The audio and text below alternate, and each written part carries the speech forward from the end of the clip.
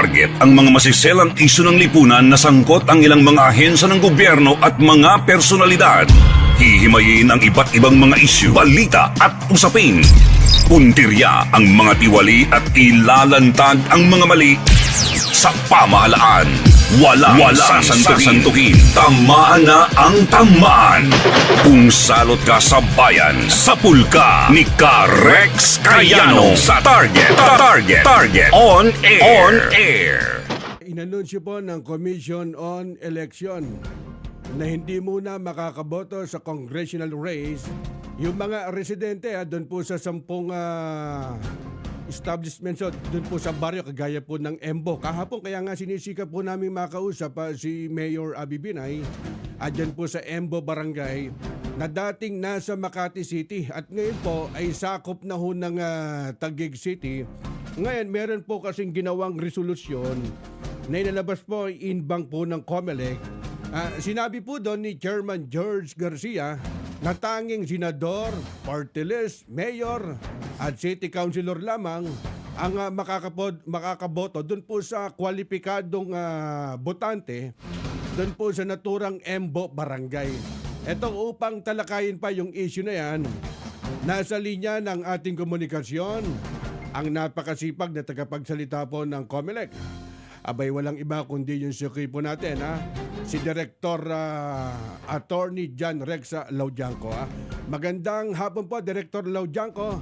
Welcome po muli sa palatuntunan Target on Air. Magandang hapon po, Rex Cayano at sa lahat po ng taga-subaybay ng Target on Air dito po sa DZMA. Good afternoon po. Apo, Director, pwede niyo po bang ipaliwanag para na rin po dun sa kabatiran ng ating mga tagapakinig sa Makati kung bakit hindi po sila maaring bumoto dun po sa congressional race po, Attorney? Salamat po, Rex. Una po sa lahat, ang ito pong issue na to ay nagbunsod at nagmula mula po dun sa desisyon ng ating Korte Suprema. Mula po nung tungkol dun sa paglilipat po nung 10 doon sa 13 barangay ng 2nd District ng Makati, mula po dyan sa papunta sa Taguig City. Malinaw naman po dun sa desisyon ng Supreme Court na talagang nasa Taguig na po sila. Kaya wala pong problema. Bumoto sa senador, sa party list, sa mayor, sa vice mayor, sa city councilor.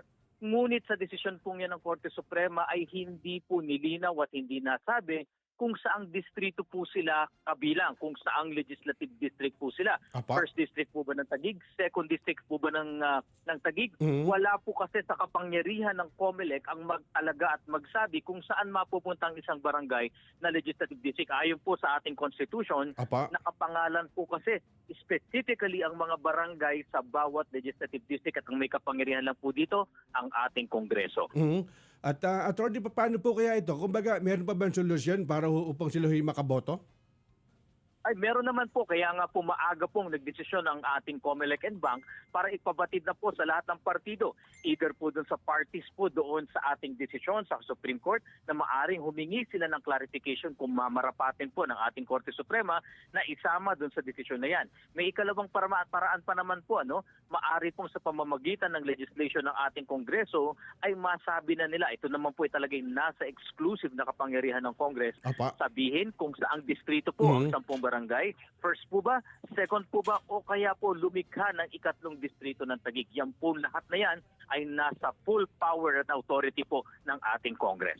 Apo, Attorney, bali, ano po bang sakop po nito, itong 10 Embo barangay na to? Para naman po dun sa mga kabatiran natin, familiar po sila.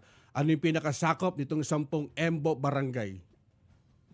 Opo, dati po ang 10 Embo barangays kasama pa ng 3 barangay ay dati pong kabahagi ng 2nd District ng Makati. Ngayon nga po, yung 10 barangay, malinaw na po yan, hindi na po sila Makati City.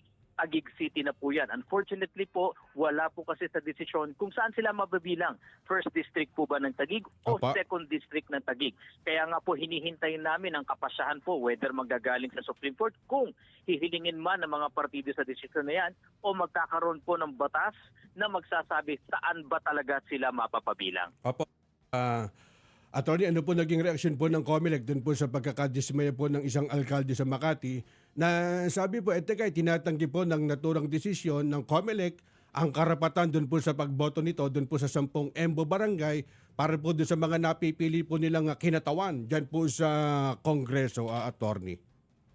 Nako, with bulubos na paggalang po sa ating Mayor Abby Binay, Apo. hindi po yan ang layunin ng COMELEC. Ang layunin po ng COMELEC, bakit namin sinabi ito, nang sang ganun po ay makakilos po ang bawat partido ng masolusyonan ng issue na to. Lilinawin lang po namin, ang COMELEC po ay tagapagpatupad lamang ng batas panghalalan. Apo. Wala po kaming kapangyarihan magsabi na kailangan bumoto sa 2nd District ng Taguig ang 10 EMBO barangays. Lampas po yan sa kapangyarihan namin. Hindi rin po namin masasabi rin na dapat mapabilang siya doon sa dati nilang distrito. Anging ang Kongreso lamang po ang may kapangyarihan dyan at hindi po kami lalampas sa aming kapangyarihan. May sapat na oras pa naman po. Ano man na maging resolusyon ito?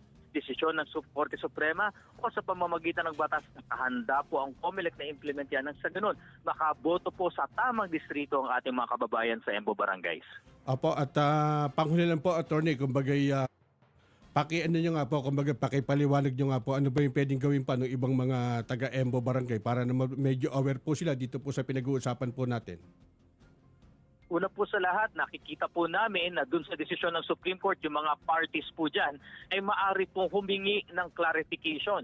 Kung mamarapatin at gugustin po sa kapangyarihan ng Korte Suprema, ay pwede naman pong sabihin at mabigyan linaw ang isyong ito. Kung sakali naman pong sasabihin ng Korte Suprema na hindi kasama sa issue na yan ang kasong tinalakay, ay pwede naman po silang humiling sa kanilang mga present po na mga mambabatas ngayon. Dahil po, tandaan natin, ang mga pag-apportion, paggagawa ng mga distrito ay nasa exclusive power po yan ng Kongreso. Magsisimula po yan sa House of Representatives. Kaya ngayon pa lang po, pwede nang masimulan yung pagbabalangkas ng bagong batas. Masabi natin, saang distrito ba talaga sila boboto? Hindi po ito hopeless. Kayang-kaya pa pong masolusyonan ito sa mga bagay na nabanggit ko. Attorney, at message po sa ating mga tagapakinig, lalo na po dyan sa nabanggit po nating lugar. At marami po salamat, Director. Mensahe po sa publiko, particular po dyan sa Makati City, dyan po sa Taguig, para magkaroon po ng linaw na ang COMELEC dito, kumbaga ipinaalam lang yung issue dyan po sa 10 barangay. Maraming salamat po sa pagkakataong, Karek, sa ating po mga mahal na kababayan sa EMBO Barangay na nabibilang na ngayon mula Makati, nabibilang na ngayon sa Taguig City. Nagdesisyon po ang COMELEC na ipaalam kagad habang may oras pa po sa inyong lahat na ganun nga po ang sitwasyon. Hindi po napabilang doon sa desisyon ng Korte Suprema at wala rin pong batas na nagsasabi kung saan po kayong legislative district na papabilang. Pinapaalam din po namin sa inyo na wala pong kapangyarihan ng COMELEC na magsabi kung saang distrito kayo dahil tanging Kongreso lamang po ayon sa ating konstitusyon ang may kapangyarihan dito. Kaya nga po ito po pinaalam na namin sa inyo ng maaga nang sa ganun po ang mga partido sa inyo pwedeng lumapit muli sa Korte Suprema o di kaya po hilingin sa ating mga mambabatas na linawin na kung saan distrito po kayo mapapaboto. Sa anuman pong pangyayaring ito, nakahanda po ang COMELEC, batas man o desisyon ng Korte Suprema. Kami po ay nandito para po siguraduhin na kayo'y makaboboto ng tama, ligtas at ma-exercise sa inyong karapatan. Maraming salamat po. Apa, salamat po, spokesperson na Director John Rexa Laudianco. Salamat po sa oras. Maraming salamat po. Mabuhay po kayo. Kayo'y nakikinig sa Target on Air. Target on Air. Yan po ang tinig, mga kaibigan, na ni Attorney John Rexa Laudianco, ha? Yan po yung spokesperson po ng COMELEC, ha? Target ang mga masiselang isyu ng lipunan na sangkot ang ilang mga ahensya ng gobyerno at mga personalidad. Hihimayin ang iba't ibang mga isyu, balita at usapin. Puntirya ang mga tiwali at ilalantad ang mga mali sa pamahalaan. Walang sasantuhin. Tamaan na ang tamaan. Kung salot ka sa bayan, sapul ka ni Rex Cayano sa Target on Air.